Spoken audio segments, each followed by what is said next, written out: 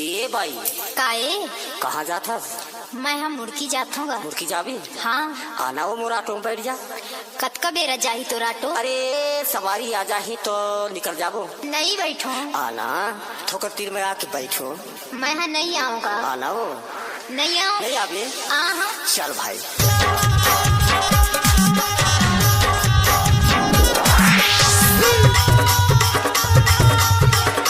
DJ छोटा Dhurve. DJ छोटा Dhurve exclusive.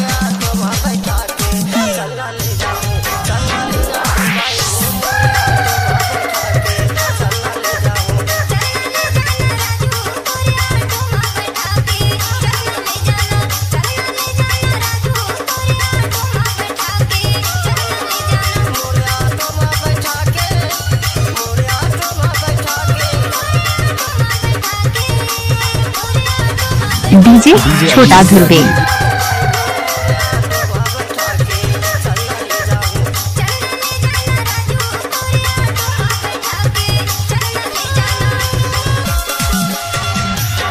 DJ चांदन वाले।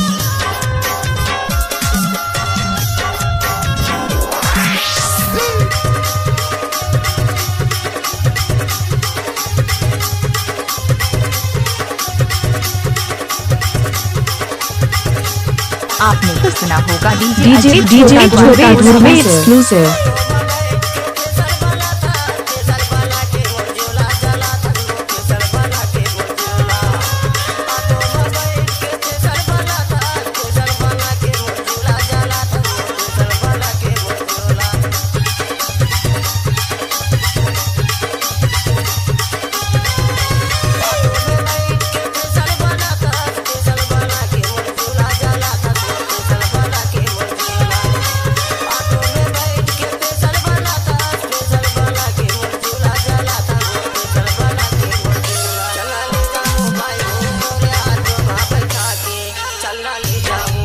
डीजे छोटा धुर्वे एक्सक्लूसिव।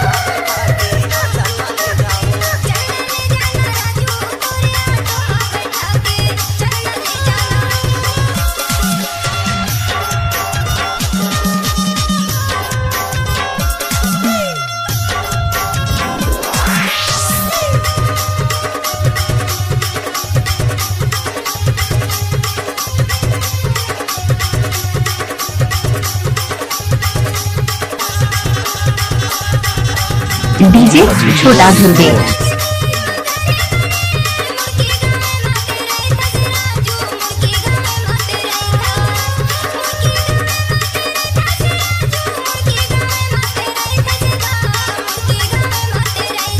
डीजे छोटा धुर्वे एक्सक्लूसिव।